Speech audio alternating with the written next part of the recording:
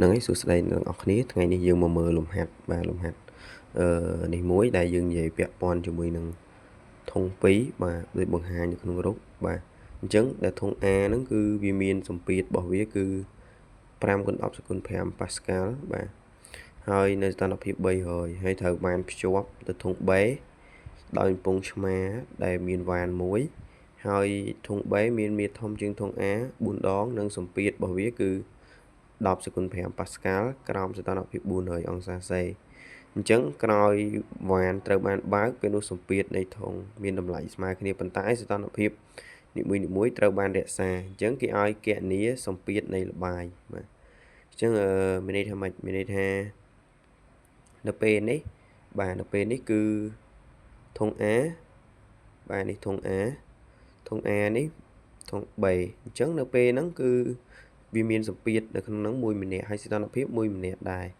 បាទហើយនៅពេលដែលមាត្ររបស់វា B ធំជាង A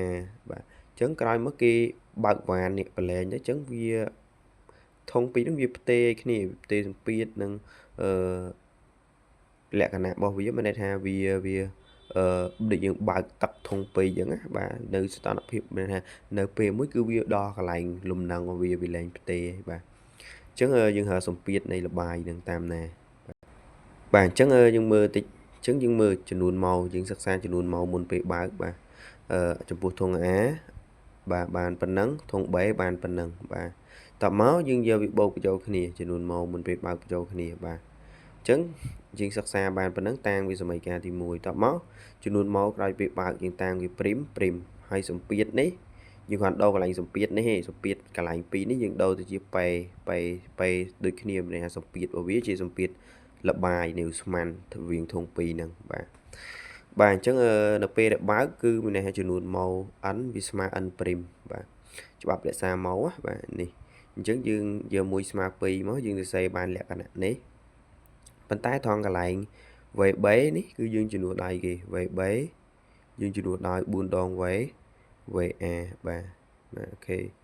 បាទអញ្ចឹងបន្តមកទៀតគឺយើងបានចំនួនវាចូលទៅយើងទាញរើគេទាញរើ PA នេះយើងបាទយើងសម្រួល VA ចោលយើងនៅសល់តម្លៃប៉ុណ្ណេះសម្រួល A ចោលអង្គទី2យើងនៅសល់ប៉ុណ្ណេះដែរយើង